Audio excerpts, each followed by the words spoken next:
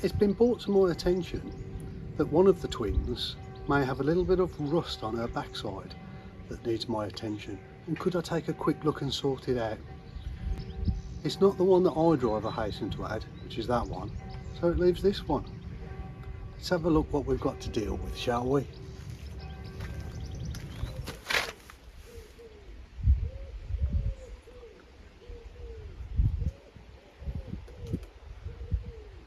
Bit of cotton polish, that'll be okay. See what you think. I think that might possibly need a little bit more than a cotton polish. Oh, oh, oh, oh. Oh dear. But can it be fixed, I hear you ask? Well, anything can be fixed, anything can be repaired. It's just a question of resources, time and money. And while this can be repaired, to do so on the car is not viable. And it's going to need an awful lot of aluminium mesh and fiberglass and a lot of care and attention, none of which we can do while it's on here really. So as we're going to have to take this off, and we will repair it, we're actually going to order a new second-hand used upper tailgate to put on here, which is going to need a lot of work still, but hopefully not as much as this. Let the journey begin. Bit of rust. By now, I'm hoping that you will have deduced that this video is about rust repair, spraying your car with rattle cans, and specifically fixing and repairing your Range Rover L322 upper tailgate. It will have been little things that gave it away, such as thumbnail, title, description. So hopefully you're in the right place and you've got an interest. It is quite a long job and an involved process, so you'll have to bear with me. But before we go any further and get onto the job, there are some important considerations. What I have here are some guidelines for content creators. Now, I confess I fell at the first hurdle because I didn't realise I was a content creator. I actually thought I was just a grumpy old fart dicking about with his car. However, I've looked at some of this data with great interest. Particularly of note is the attention span of different age demographics. So we'll go to the first one. Apparently, 88.3% of males in the 18 to 25 demographic have an attention span of a maximum of 5 minutes. Maximum.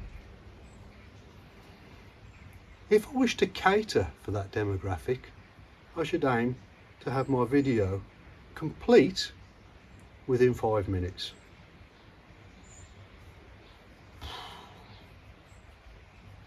Okay, always been one to try and hit these recommendations. If you are an 18 to 25-year-old male and one of the 88.3% with an attention span of 5 minutes, this is for you. If you have a rusty tailgate, get a second-hand one, repair the rust, spray it, fit it on your car, job's done. This under 5 minutes. Pat myself on the back. That's that demographic catered for. Always aiming to please. Oh, hang on, wait. The 50+ year old male again does prefer longer, detailed videos which labour the point. Yeah, I can do that. I can do that. That is what I was going to do anyway. Oh, wait. However, they will watch the video repeatedly, but then moan they've lost an hour of their life that they're never going to get back. Yeah, it's true. I am in this demographic myself, and I can't fault that. It's absolutely true. It's not going to change anything. I'm still going to do what I'm going to do, but I get it. So, if you're still here at this point, then I'm going to assume that you're willing to watch a long video. It might have to be actually in 2 parts, it's such a big job. And I'm also going to assume that you would like to know how I do it. I'm not saying I'm an expert, I'm not saying mine is the only way to do it, but you'd like to know how I do it. And I'll talk you through the various stages from beginning to end.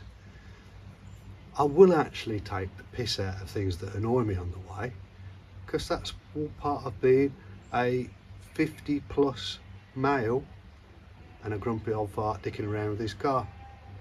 If you don't want to watch this, then don't. Just stop and go. Nobody's making you.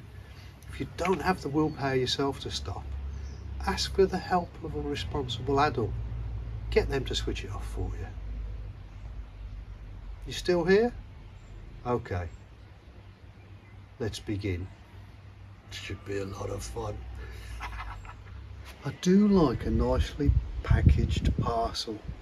Bravo, SCB vehicle dismantlers, bravo. It's so nicely packaged. Seems a shame to open it today. We'll do it tomorrow. So the last words out of Shoot Who Must Be Obeyed's mouth, as I waved her fondly away up the drive, is don't get into any trouble today and don't trash the house. Yeah, neither of them are going to happen, are they? So first thing I've done is I've unpacked our tailgate and converted the conservatory into a workshop for the day. What could go wrong? So we'll now get on with assessing the state of this second-hand tailgate, which came off an 08 L322. The seller did an amazing job of photographing all of the defects that they could see. They took pictures from multiple angles, circled the defects so there was no confusion, and so I knew what I was getting into. I knew what I was buying. However, because I'm not naive, I knew that once we start stripping it down, we would uncover more problems that need to be resolved. That's just the nature of the beast. Just got to deal with it. I spent about 4 months looking for this tailgate. They're becoming increasingly difficult to locate. They're all going to need work. You're not going to find a pristine L322 tailgate. So what I'm doing on this one is pretty much what you're going to expect to do on one if you're replacing your own.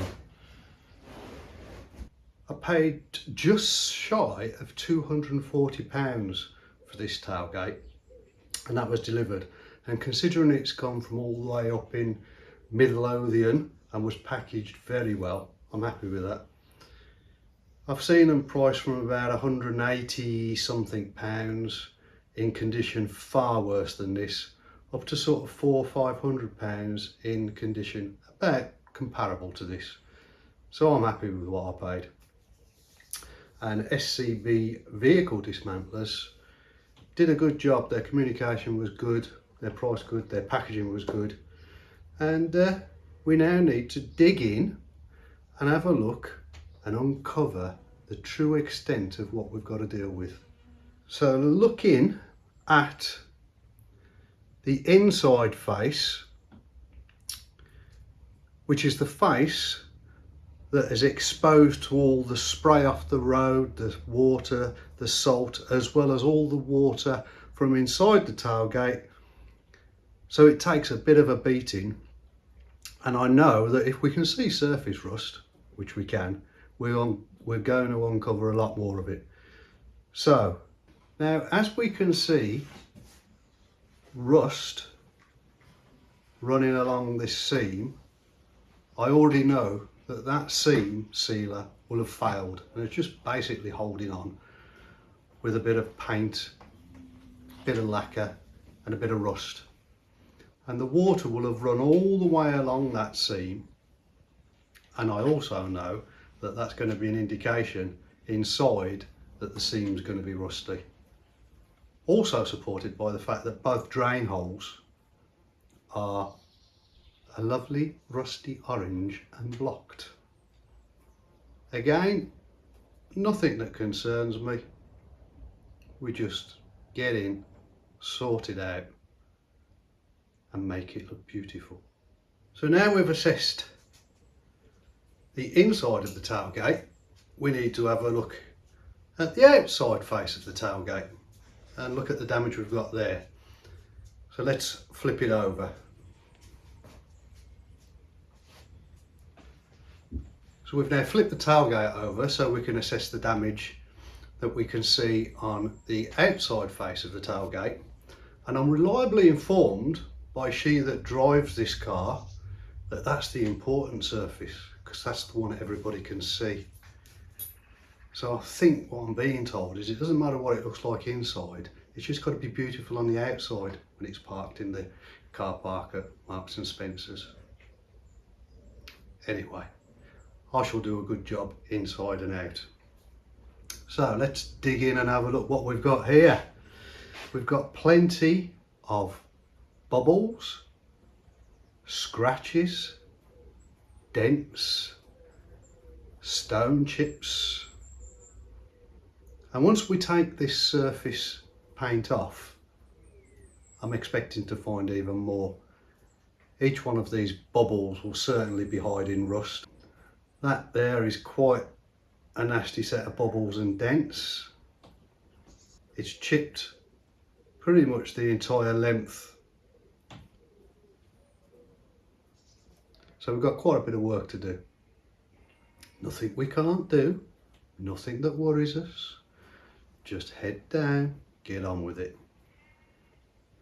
After a cup of coffee. So as you can see, when it comes from the yard, they've just cut the cable. So you have got the option, if you want, is to cut your current loom and connect that up. We're not going to do that. That's fraught with risk as far as I'm concerned. So we're going to remove this entirely and feed our current good loom, which we know that works, through here. It's easier said than done. This loom is actually put in before the glass is fitted, and the Range Rover engineers like to torture us with a couple of things. Not only do they like to make this so it rots, but when we come to replace it, this is difficult to get in and out of the channel that sits behind there. There's a couple of clips in there which we're going to need to break free. It looks like it would easily fish through, but it doesn't. With the thickness of the connectors, it's very tight in there. But that's the way we're going to go, probably, because what we're actually going to have to do as well is remove this tint. And apologies in advance to anybody that loves their tint or anybody that's a professional tint fitter. I hate the stuff because it ends up looking like this. So we're going to have to remove that, make sure that there is no damage to the, and it looks like there might be a little bit of damage there, damage to the glass. If there isn't, we'll reuse it and then spend a couple of hours getting this wiring loom in. If it is damaged, we're going to take it out, which will be easy to do that, but then we've got obviously to take the glass out of the current one and refit it in here when it's all in. So either or, it's quite a long job to do this, but doable. Right, so we broke this free. We can now move that a little bit, but there's definitely a clip up here. So what we're going to do is we're going to break the clip, which is done. Break it with the clip, poke the wire out a little bit and give it, I don't know if you heard that clip go.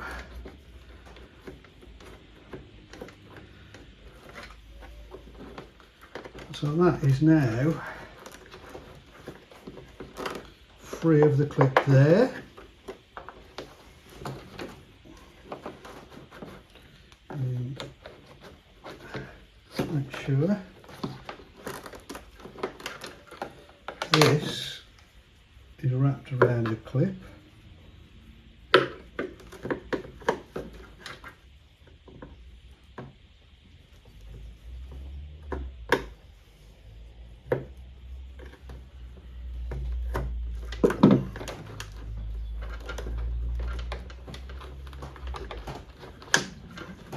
There you go, let the clip go. Okay.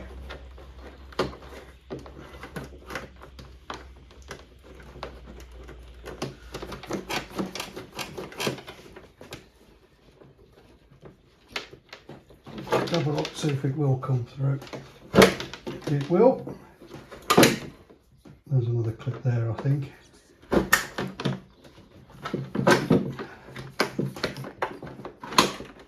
Definitely one there.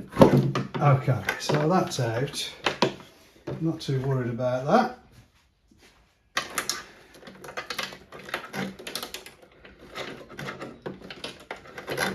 Now, make sure we're not tangled up in anything.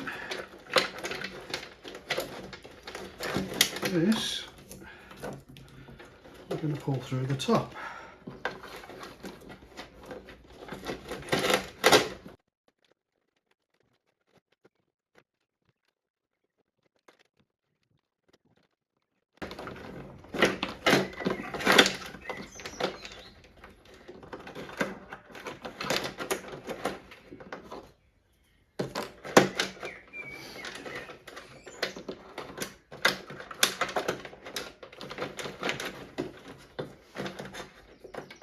Come on, give it up.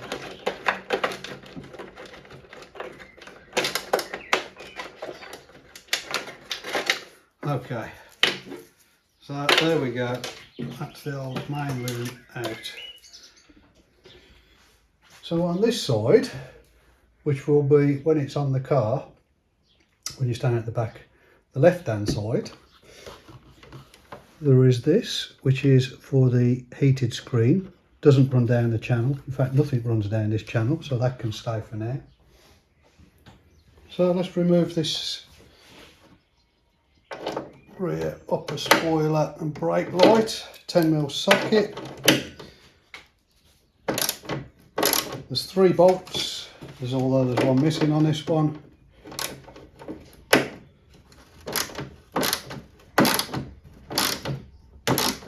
Once the bolts are removed, there's 2 retainers and it slides off.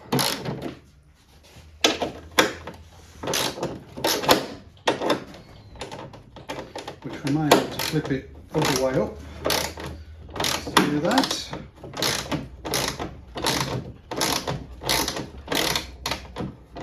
It's easier to take off when it's on the car than this way around.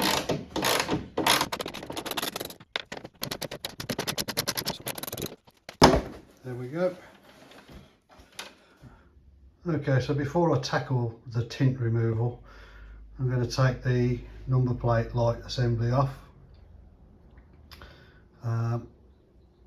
Looks like some Torx. Whip that off. That'll also allow me to see what that rust is actually like. Pop a little bit of the magic WD-40 liquid of the gods. Let that dwell for a bit. Get at the top. I'm going to screw and let's hope that helps us remove those 2. Them are okay. Just give them a blast as well because they're a bit crunchy. Don't want to break them off unless we have to, because it just adds to our work. So as you can probably see from the evidence of drills and pliers and cutters, taking this assembly out was a little bit of a bugger. Much more difficult than I anticipated. I've taken them out many times, but this was absolutely a pig. The only Torx I could take out, screw I could take out was that one. The others were broken, rotating, seized. Let's have a little look at the rust.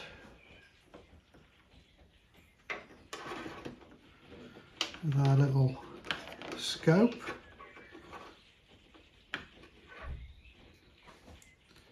Going down towards this drain hole here. You can see me covering up. What the hell was that in there? Alright, so we have got some rust on the inside. It's not too bad though.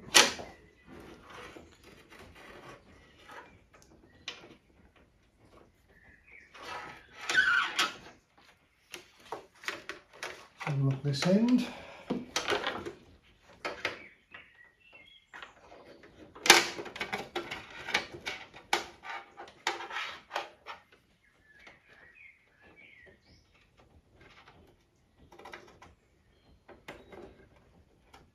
Yeah, little bits of rust. Let's get up towards that hole. Oh yeah.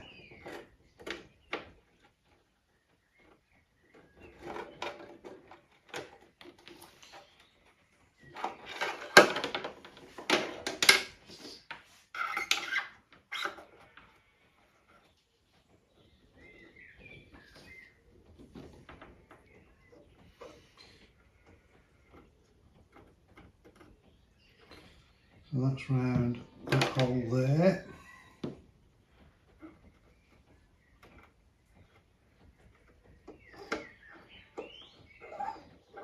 Look along the seam. That's not too bad, some little specks. But as expected, around the holes, we've got some surface rust inside, which we can deal with. What's it like here?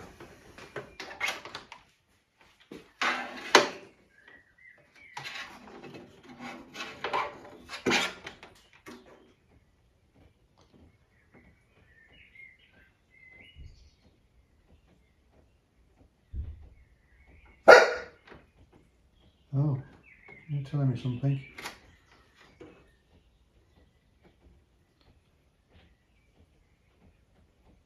Okay, it's not too bad at all really. We get to all of that and it stops just after the screw mounting. Yeah, I'm not worried about any of that. And while we've got this out, let's have a look in this channel where the main wiring loom was.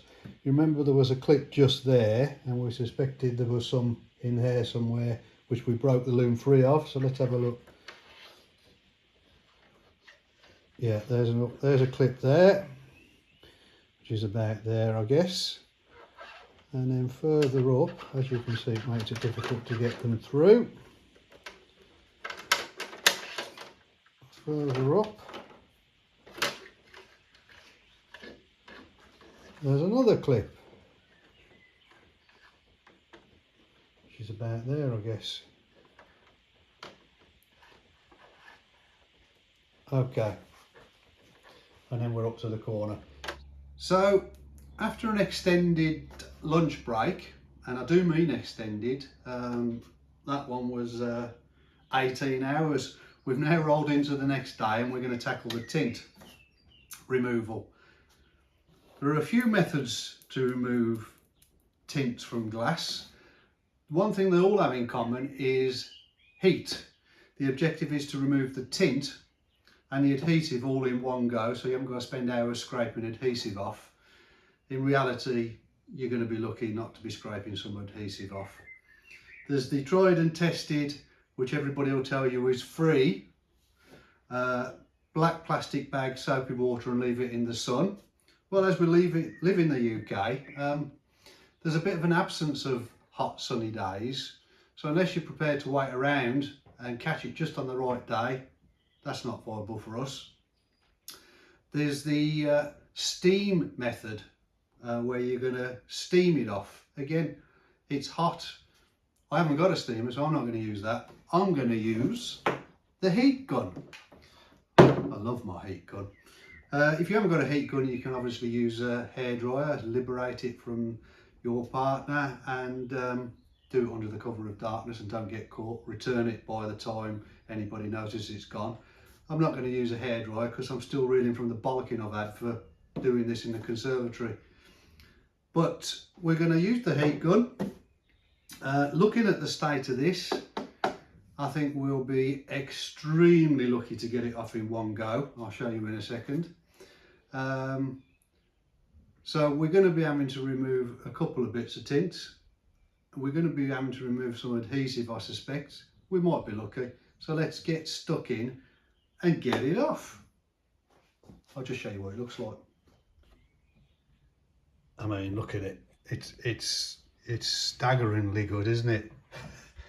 And we've got tears, and it's such a smooth, bubble-free, wrinkle-free surface. Oh wow! I mean, I just can't get over how good it is. So let's fire up the heat gun, and I'll show you how I'm going to get it off.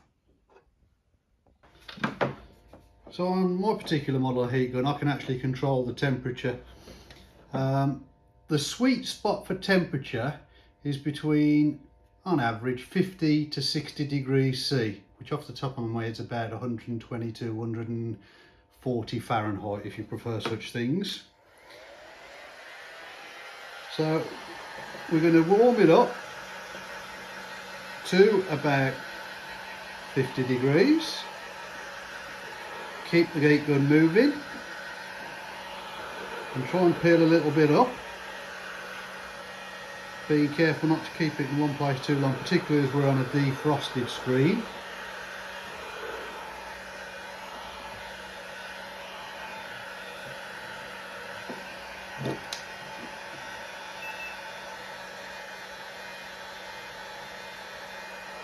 Nearly there.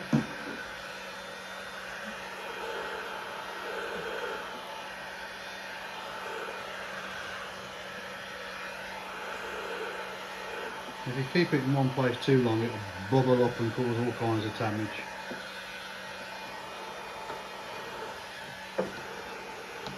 The lifting, not quite. And the ease at which you're going to be able to get it off in one piece will depend on a number of variables, such as how good a job was done in the first place, how good a tint it was, how good an adhesive it was, how old it is, what state it's in now. All the variables will determine just how well this is going to go. And at the moment, it's putting up a nice little fight. And I just want to get carefully one bit lifted. Temperature have we got? Just going up to 50.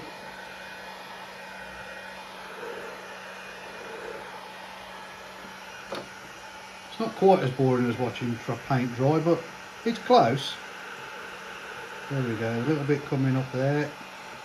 And once we're going, hopefully we'll be able to get reasonable size bits off. I'm hoping we will anyway. Okay, there we go. So we've got a little bit up, and now we're just going to keep the heat going, keep it moving. It will come off quite nicely, and we'll see how much glue it's leaving on. Loads, there's a surprise.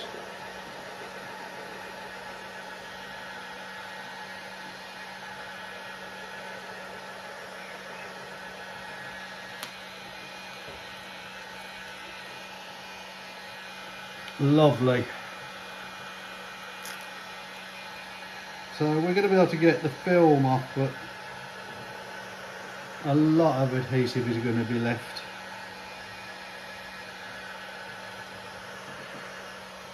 If not most of it. Aren't I a lucky boy?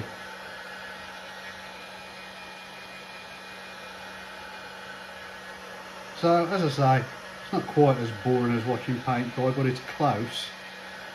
So let's press a speed up time lapse thingy, and you can meet me on the other side.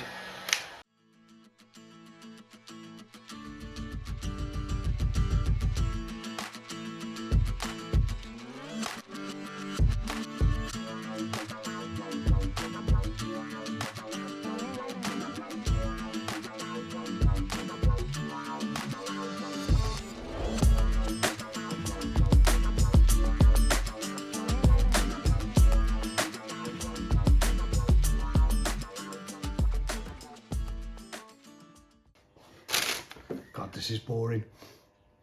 Well, it's leaving about 95% of the adhesive on. I feel so blessed that this is happening today. So about 10 minutes in, I suppose, we got a third of it off. We'll just carry on taking it all off. And then if only we had a way of easily removing the adhesive that's on the screen.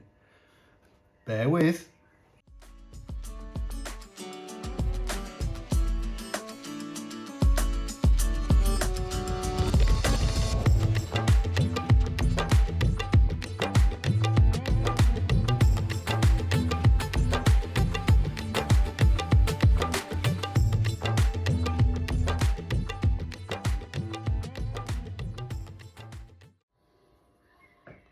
So we've removed most of the tint film. There's a few little bits here and there holding on, and we'll work on them in a minute. But despite our best efforts, there's a lot of adhesive on here. So if we show you from this angle, the light's catching the glass better, or rather the adhesive, and you can see it's pretty much covered. Oh look, there's a little bit there without any adhesive on. How lucky are we? Well, we've removed all the last bits of tint film, and this is our surface, lovely and sticky. So what we're going to do to get that off, well, there's all kinds of magic concoctions around and advice. What I'm going to use is that and that, an old microfiber cloth.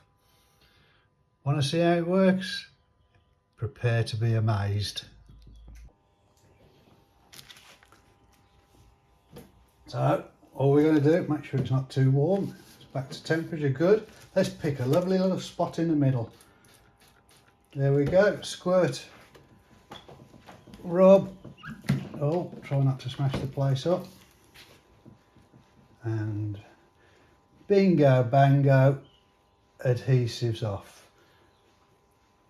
Did we need a razor blade? No. Did we need a scraper? No. And you can hear it now when we go from the bit we've just done to the sticky bit. And that's all we're going to do. Don't do too much in one go. Work your way across.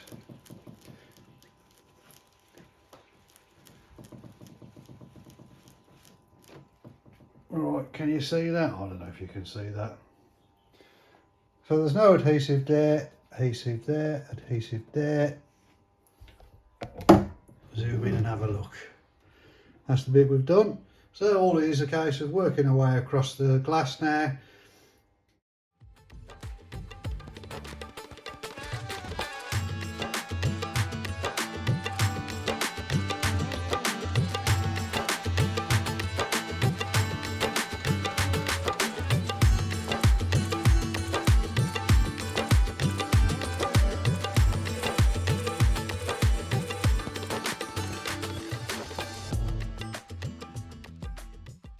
That's the adhesive off, less than 10 minutes. Just got a couple of little bits of tint film here and there, tiny little bits that I need to work on. A couple of minutes tops, but pretty much we're there. And the good news is the glass and defrost look good. I'll put a tester on just to make sure the integrity of the defrost is good, but it looks good. There you go. I suppose I better show you from the same angle as before. That's the tint and the adhesive off. I mean, it's gonna need a final clean before putting it on the car. You know, a good nice final clean, or as the kids say, a detailing. So we flipped the tailgate over. We're finished working on the inside for now. We're now going to be working on the outside, which is remove the Weatherstrip and the Range Rover decals. Shouldn't take too long. 10 minutes tops. A little bit of moderate heat just to loosen up the adhesive, doesn't take much.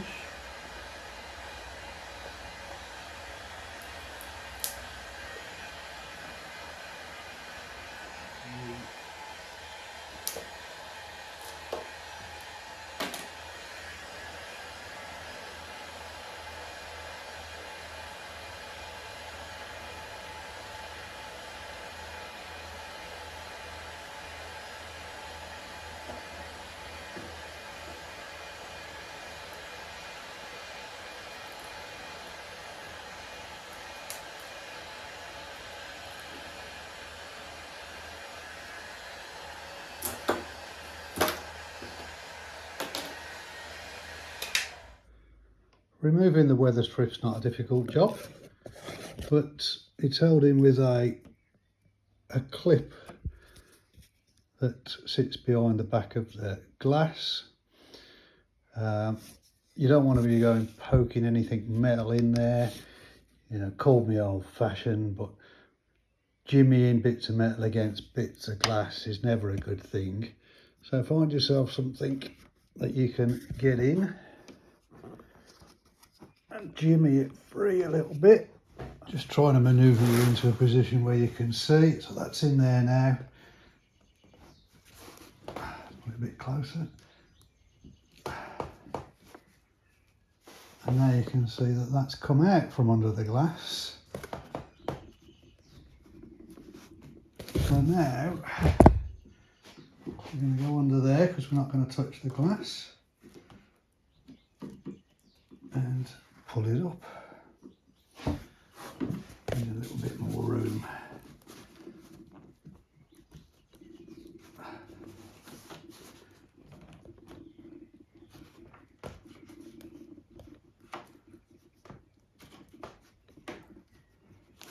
And once you've got it going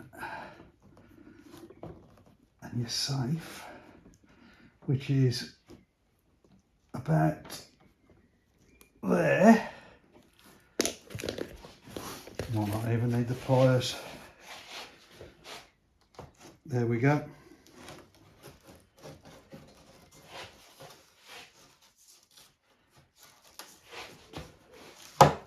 And there we go.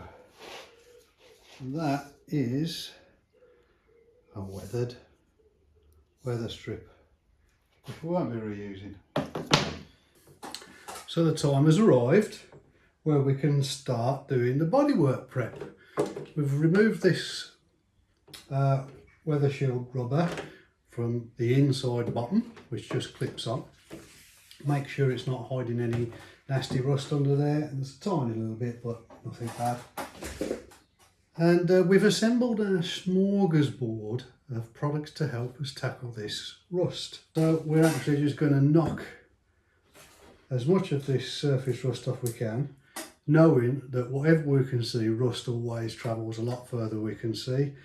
Get back to bare metal and make sure we're happy with everything before we move on to the outside. Now this seal has got to come off. It's trying to come off by itself anyway. So we're going to take that off, see what that's hiding, and I'll just show you what we've got. Remembering this is the underside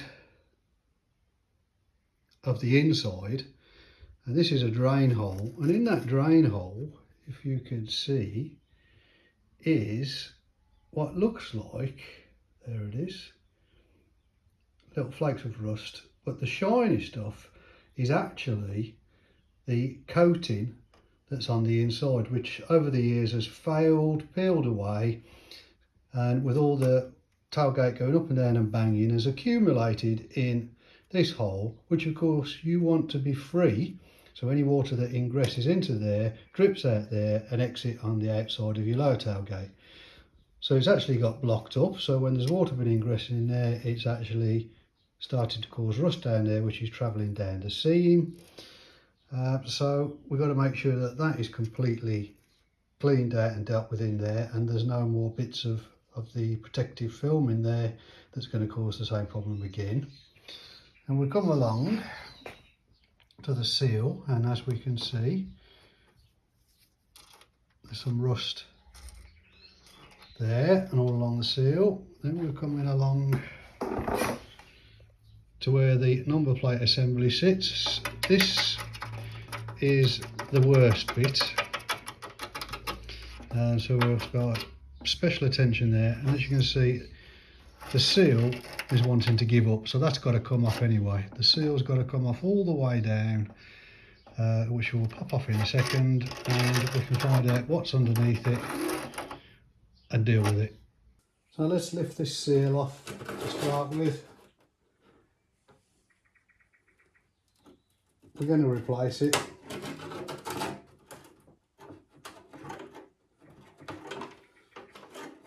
And as expected, hiding some nasty. And this is what the seal was hiding. Get my fingers out of the way. So we've got to get rid of all of that. So the first thing we're going to do is we've attached a 80 grit equivalent buffing disc to our Dremel, which is going to help us get in all of these little bits here quite quickly, and they won't last long. We'll probably get through 3 or 4 of those doing this along there, but it will show quickly what we're dealing with and the extent of the rust. So we'll crack on with that on one of them time-lapse thingies.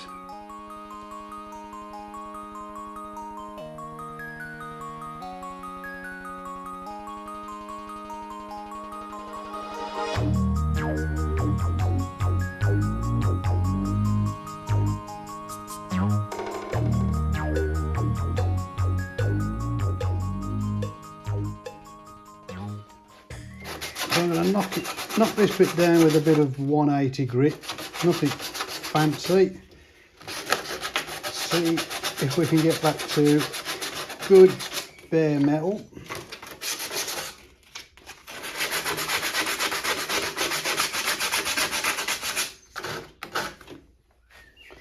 Okay, it's not looking too bad. So I'm going to put now one of my little sanding drums on. I'm going to put a 180 sanding drum on, give it another hit with a sander, clean it up, see where we go with that.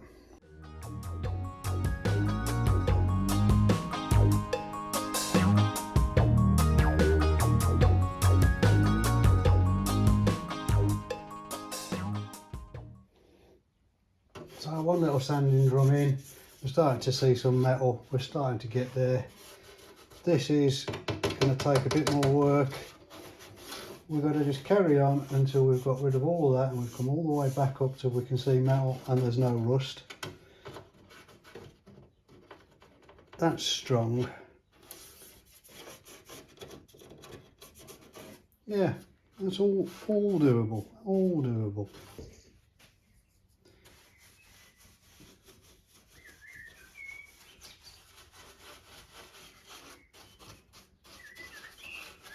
Give it a wallop with this stuff.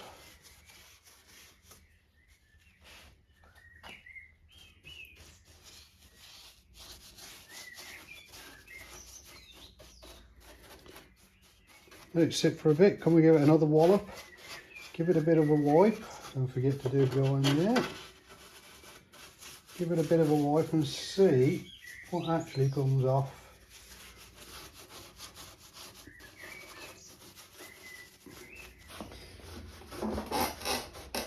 And after giving the Jenolite its allotted amount of time, we're going to wipe it off. And it is wiping some of the surface rust off. But don't expect miracles with any of these products. It's attention to detail and just keep going until you're happy. Now at the moment we're not happy. We're getting back to bare metal there. This is still rusty. That black is rusty, as this has got to come off. We've still got rust in the channel, that's all got to come off. We've still got rust bubbles up here, so that's all got to come off, all around that area. So I am just going to carry on using all the little tools and products we got available to us. Sanding drums, grinders, buffing wheels, and just carry on working my way until I am happy that this surface is rust free and ready for paint. There's no rush, take our time, just make sure when we finish the job that we can say we did the best we could.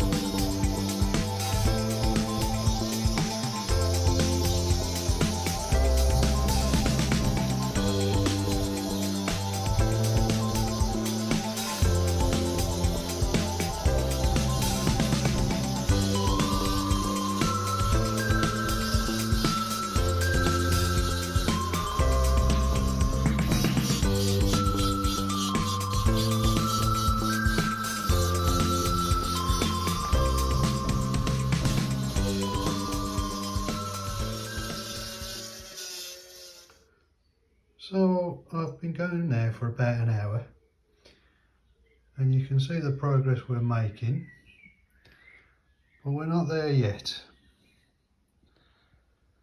We've got quite a lot of exposed metal, which is good, but you can see in that channel we've still got rust. This black is rust. This has got to come out. And although that's looking much better, that blackness is rust. So we've got to get that off until it looks like that. That's why I've got it down all the way down here. So it's not a quick job. You've got to take your time. You've got to do it properly. We've come this far. Let's finish it off. And that's just half of it. We've then got to move down the other half of it. It'll be worth it. Got to keep telling myself that, ain't I?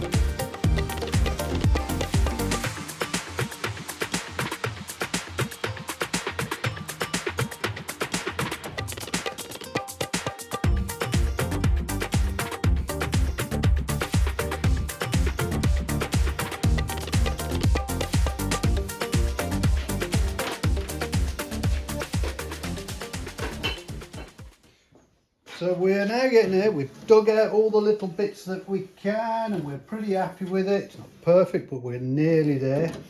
And it's time to use an Orbital sander with a 180 grit. Soft pad on the back,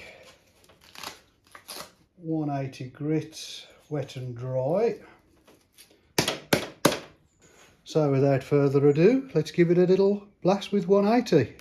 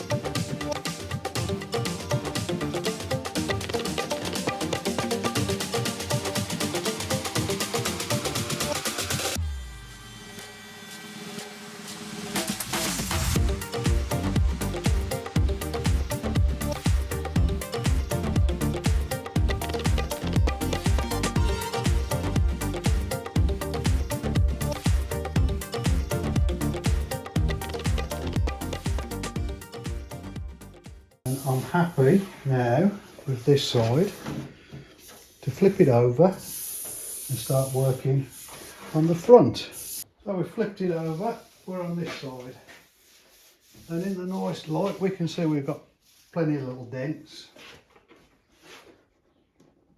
some paint bubbles. There's been a repair here, it looks like it's just been touched up paint with a touch up paint stick and a bit of lacquer. So we're just going to give this whole thing a quick blast with a 180.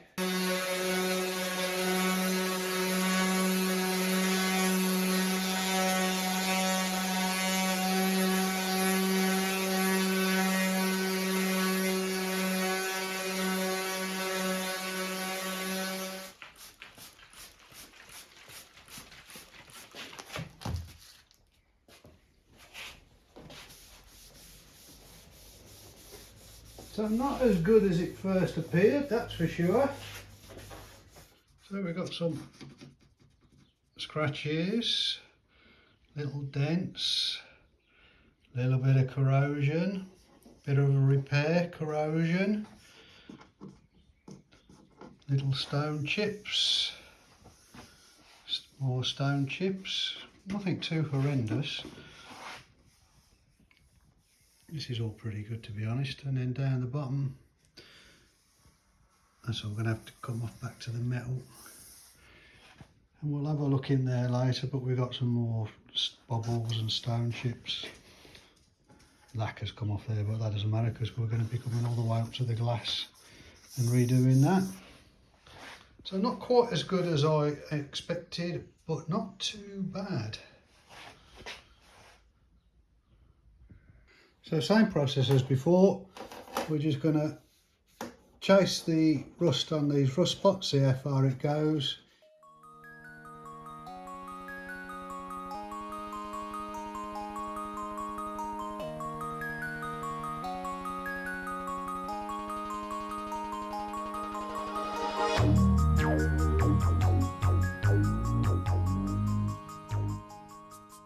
So with a bit of effort, we've now completed this side with our 180 grit. We've hit every area where there was a dent or a blemish or a scratch or a spot of rust. With the 180 back down to metal, made it beautiful. We've done inside the channel between the glass and where the weather shield sat. There was rust where the S-clips in the weather shield sat, which was a little bit difficult to get to, so we got creative. We've gone all the way along there, and as expected, every little 2mm bubble of paint once we hit that with the 180 grit, revealed a 5 piece size of surface rust. So we've done all of that and we're happy with this side. So we've already done the other side, but one thing we haven't done is inside the seam. So we're going to flip this over and I'll show you what we're going to do about that. One thing we've still got to do, although we've done a very good job on the out facing surfaces, and we've done a little bit of work on the seam from the inside that runs along there, we've still got more to do with it. Find somewhere you can stand it up safely and securely without it falling over. Because what we want to do is we want to have a look down in there and you can see the seam that we're going to be treating.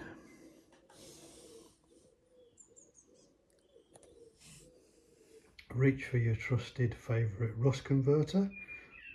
Mine happens to be Jenolite. The important thing is it's got to be a liquid for this. Fill up a syringe.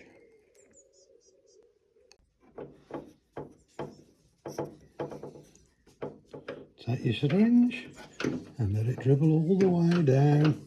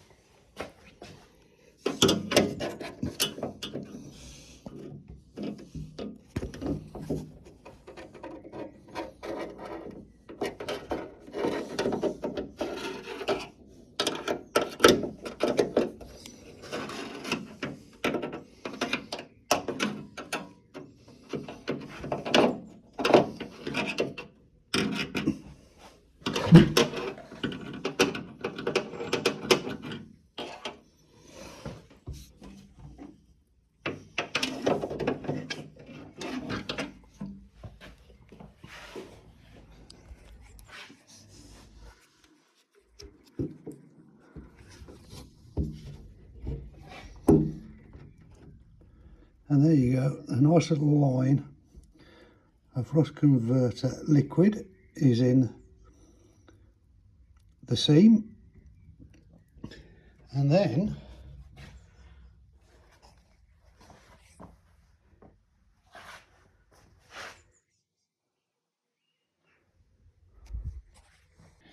now we can see that we've got a nice line of rust converting fluid in the seam, and we've made sure that goes all the way the length of the tailgate. Now we need to just keep it vertical for about 15-20 minutes to give that a chance to penetrate into the seam, get maximum penetration on any rust particles that are in there, and that will turn it a nice purple and black, so we know the job's done. You don't have to use a syringe, you can just get a small enough bottle, tip it in the hole, just put enough in that you can tilt the tailgate left to right to make sure it flows into the seam from one side to the other. The important thing is to get it all the way along the seam.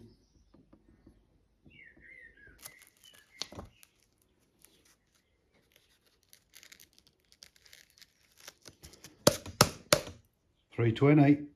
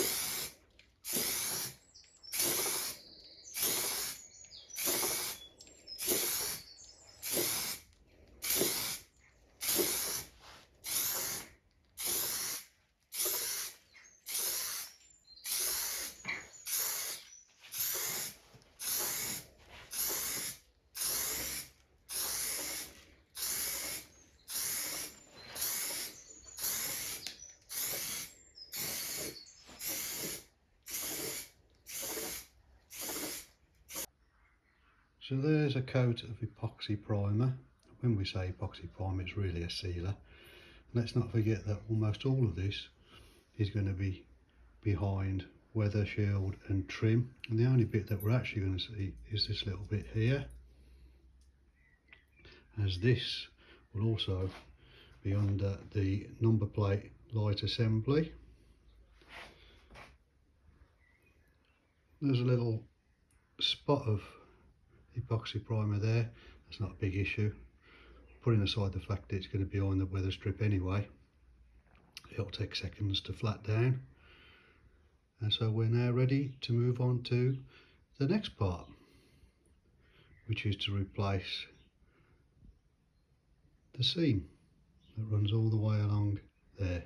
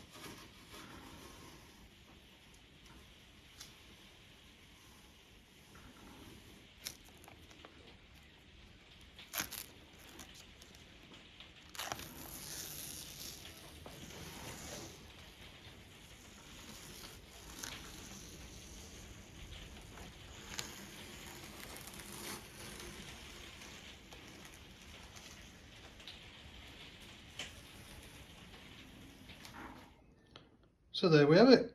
The seam has been replaced.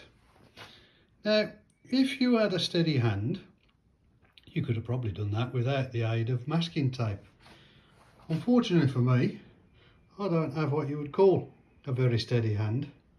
So, masking tape it was. Is it perfect? Not quite. Is it pretty good? Hell yeah. And I'd go as far to say it's certainly better than what came out of the factory, and it's most definitely better than what we started with. Right, so while we're waiting for that to cure, here's a public announcement. There's a few things to remember with Tigerseal. It's very good stuff for sealing seams and sticking stuff in general, but it gets everywhere if you're not careful. So always have on hand some degreaser and some tissue. So when you get it on the ceiling, up the walls, on the dog, on yourself, you stand a chance of getting it off quickly. According to the instructions, you should also wear a mask. The fumes from it can be pretty nasty, especially if you're an asthmatic. And you should wear gloves, which I obviously didn't. Now, it's about 10 degrees here today. It's not too warm and you can hear the rain beating down. And so before I actually did anything, I put the tube unopened in some warm water for about 15 minutes, just to help it flow when I actually cut the nozzle. If it's too cold, it can be a bit of a bugger to get out the tube. I'm actually now going to leave it 24 hours to fully cure before we do anything else.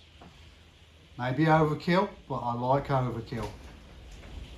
It's also worth remembering that you can overpaint Tigerseal, but you can't sand it. So you want to have made sure that you've got a good job before you let it fully cure. If you're happy with it, let it fully cure. Once it's fully cured, getting it off is a nightmare and will send you insane. So now we'll just sit back for 24 hours and we will then come back and proceed with the repair.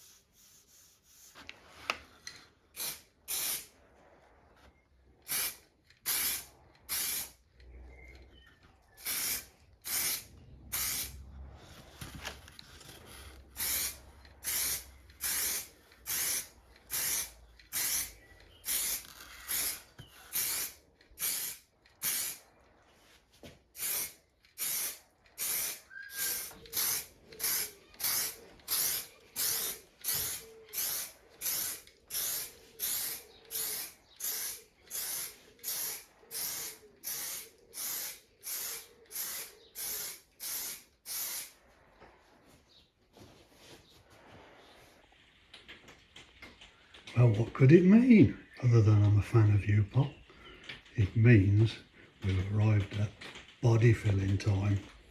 And the first little thing I've done is just masked out the areas that I actually want to concentrate on so I don't miss any. These are the areas that are going to take the P38 body filler. Oh, what a surprise, it's raining again. Now I'm going to take a P180 scuff pad and just give those areas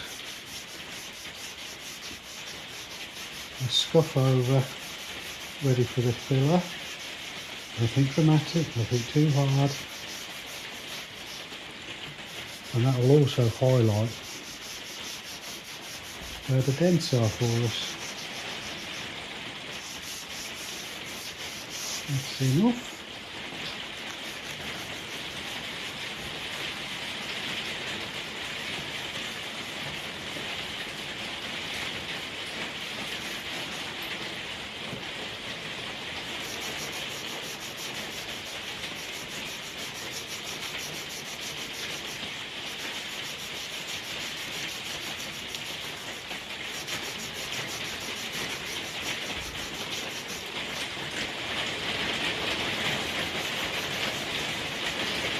Just a little bit of rain then.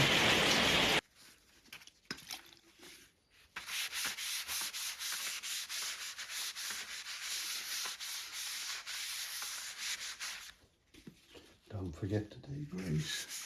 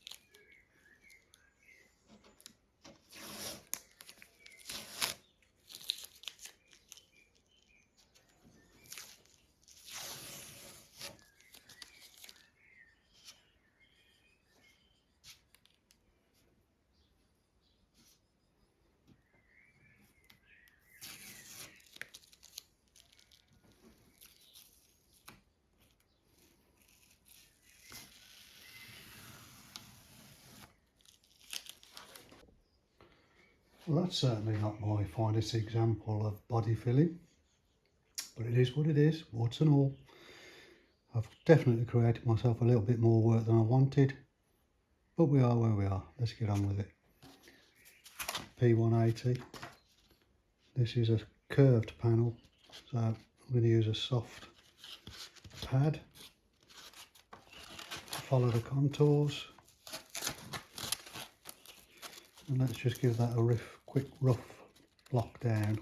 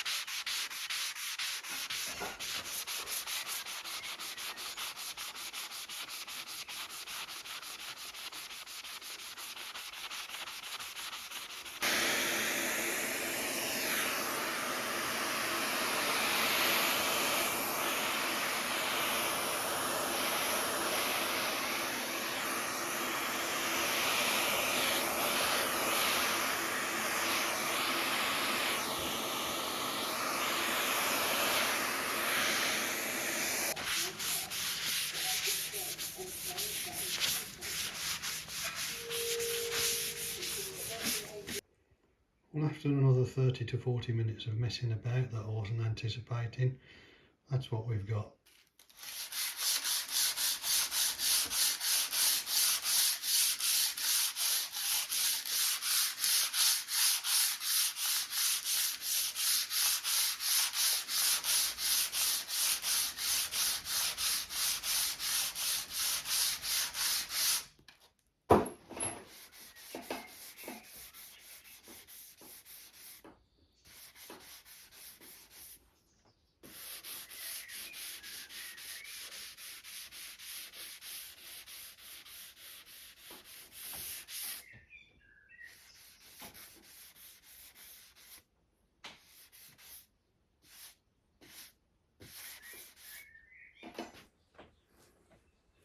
It's time to get out our highly tuned, highly calibrated surface flatness tester, which we've hooked up to a supercomputer. Let me just get it. Here it is.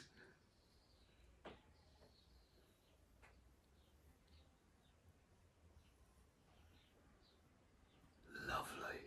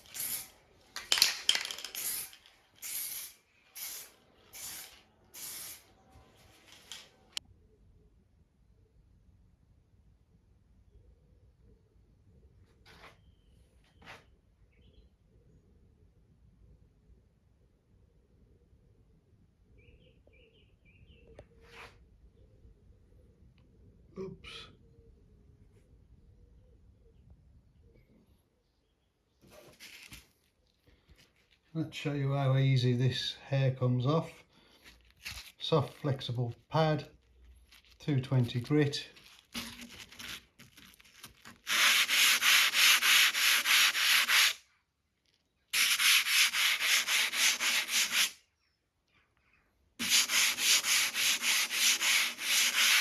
Very gently.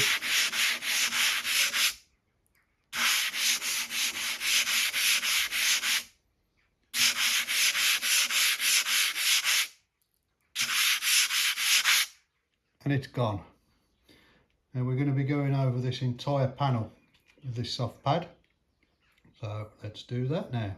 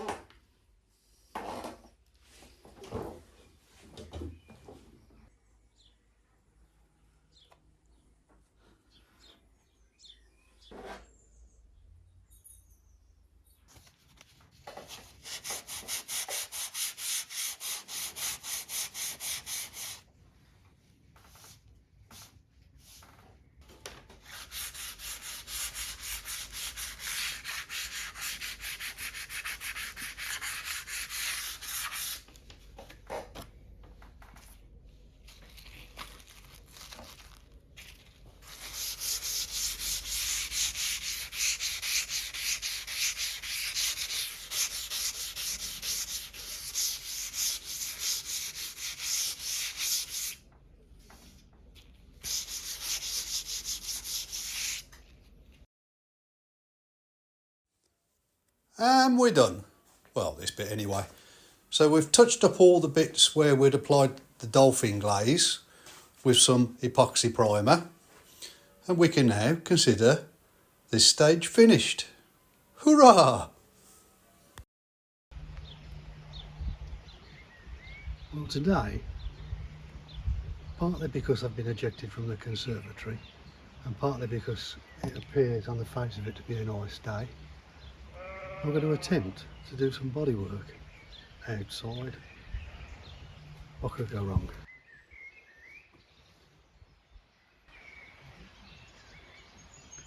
Check the weather. Chance of rain 0. Wind from the west, 1 mile an hour. Temperature 19.2.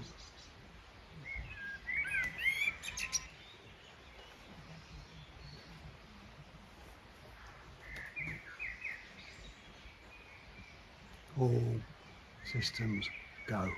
Now we're moving on to the Raptor anti-corrosive epoxy primer. It's a 2K, which is a 2-part primer, which you have to activate.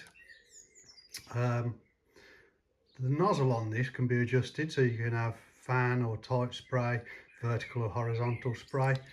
Once you've cracked this open, you've got 4 days to use it. and it comes in a lovely beige colour.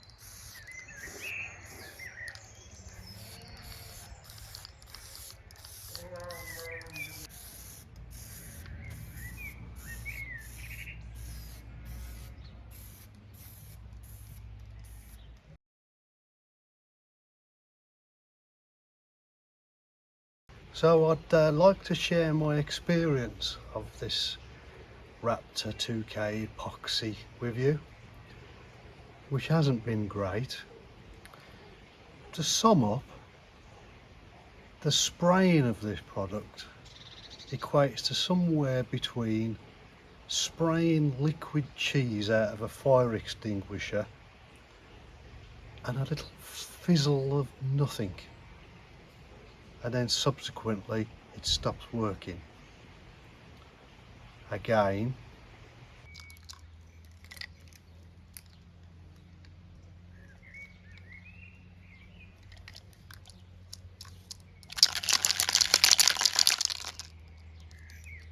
and again,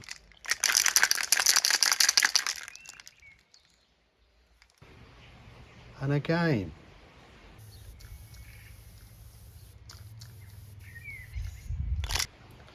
The product itself, once you can get it out of the aerosol spray, I'm sure it's going to be okay, because it's pretty much the same as the Spray Max 2K epoxy, which is what I really wanted to use, but silly me didn't order it and expected it to be here in 2 days, and suddenly discovered that the delivery time was 3 weeks, whereas the Raptor I could get next day, which is probably telling. It's not cheap. It was £22 for the tin, which is about £10 cheaper than the Spray Max equivalent.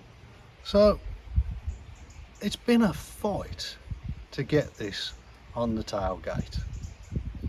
I've persevered because I actually want a 2K rust inhibited, waterproof, hard epoxy primer on this face of the tailgate, because those of you that have got an L322 will know that this face with the light assembly for the number plating gets absolutely hammered by spray off the road, salt off the road, which probably is why it rusts anyway.